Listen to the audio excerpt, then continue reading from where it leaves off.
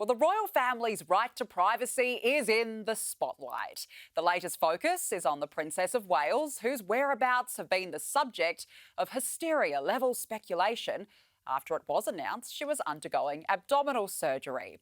This week, Kate was snapped for the first time since, and the shot was slammed as a gross violation of privacy.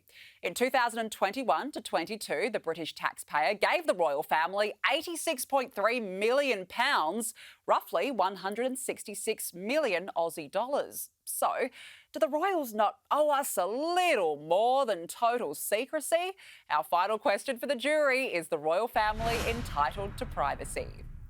Joining me now is Angela Mollard, News Corp columnist, and Nova Entertainment's Michelle Stevenson. Thank you to both of you for joining us. Great to see you for our final panel of the night. Angela, we'll start with you. Why do you think that the royal family does indeed have a right to privacy?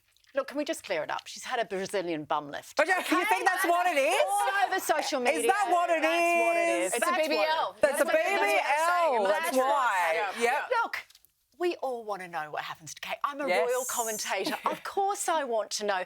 But we have lost the ability to be uncertain. We have lost the ability within the realm of the royal family when it comes to court cases, the Samantha Murphy court case, this sort of conspiracy theorists and the vigilante kind of propositions just grow and grow, and it's partly social media. To answer your question, are they entitled to privacy? I see you mention 86.3 million. Yeah. Yeah, that's always going to be the, because we give them money, they don't deserve it. That's a lot of money. Everybody deserves privacy. It is a basic human right to have privacy. Anyone has it. If the public service pay nurses or teachers or anybody, they are entitled. Sure, but the royal family aren't just ordinary, They're not ordinary people. Some of them are born into it. Do they choose to be born into it? No. Some marry into it. Do they choose to be marry into it? Okay. Yes, they do. But not everybody has the right to retain, particularly around their medical information, some degree of privacy. But they seek privacy, and yet they also look for publicity as well. You can't have your cake and eat it too. I mean, the royal family has been caught up in some pretty nasty scandals over this period of time, and so they have kind of put the media at arm's length. And the media, to their credit, like after the Princess Diana crash, that accident, they said we will not use paparazzis anymore. That was the British media. They said we won't do that, we won't fund that, and we will also take a step back from the young royals. So the brothers grew up in relatively not so much in the spotlight, so they do have a lot of privacy and they are afforded a lot of luxury. But at the end of the day, people want to know what's going on. It's better that people are questioning where they are than not actually caring where they are. So I think if the people are saying, where are you, what's going on, then they have a right to know those answers. So you're saying that just because we give them a little bit of privacy, that's enough. We can't actually give them any more than they have. Well, it's up to the person who retains information how much privacy they have. You can't quantify it. Like, I worked in London and throughout the 90s where they didn't have privacy. I covered Princess Diana's death. But that's changed now. But let's look at Princess Diana's death. Yes, it was a drunken driver that killed her, but let's look at what the paparazzi were doing now. Agreed. And the picture of Kate out this week was not printed in Britain because the Press Complaints Commission would not allow that. So it was printed here, it was printed in America. So then they are getting privacy. Right. And in response to that, the King has done an enormous public service announcement and said, I had a prostate enlargement. So thousands of people, hundreds of thousands of people poured into the NHS website to check out about which prostate. is great, and fantastic. That's what publicity does. Okay. It gets a movement happening, and I think that at the end of the day, they are owned by the people. They have subjects. Oh, everybody's owned by is. themselves, Michelle. Everyone is. You own your own self. You're not owned by anyone else. Yes, anyway. But if it's getting to the point where people are like, sorry. No. I was just going to say, look, I think they're really good points. Let's see how the jury are feeling. Samantha, in the front row, do you think that the royals have a right to privacy? I don't think they have the same amount of right to privacy as normal people would, because at the end of the day, they are public figures and they are entertainment to people. So without the publicity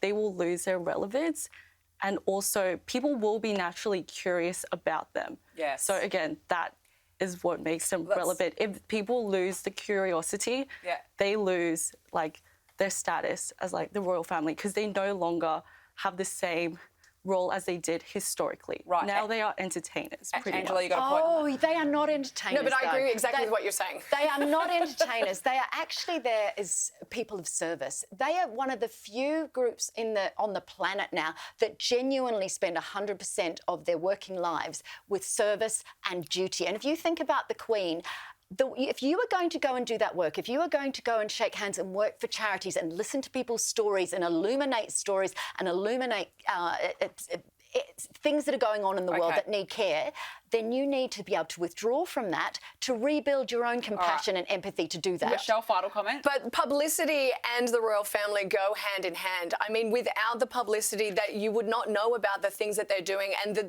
hands that they're shaking and the shining the light on all of the good things that they do. I mean, from the very beginning, we've always talked about the royal family, Queen Elizabeth I, II. We know what's been going on. There's always been scandal. I think it just goes part and parcel with what they do. I think they have a big audacity in coming in and saying that's enough. All right, well, look, you've both had your say. Now it is time to call on the jury. The question is the royal family entitled to privacy? You have 10 seconds.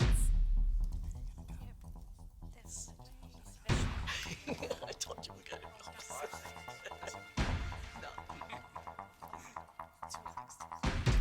Jury members, what have you decided? Show us your paddles. OK, we've got 3 no's. The rest of you say yes, indeed. The royal family is entitled to privacy. Arthur, why no? I think they get enough privacy as it is. They are born into privilege. The taxpayer funds them, so they have a certain duty to perform, and I think they get enough privacy as it is.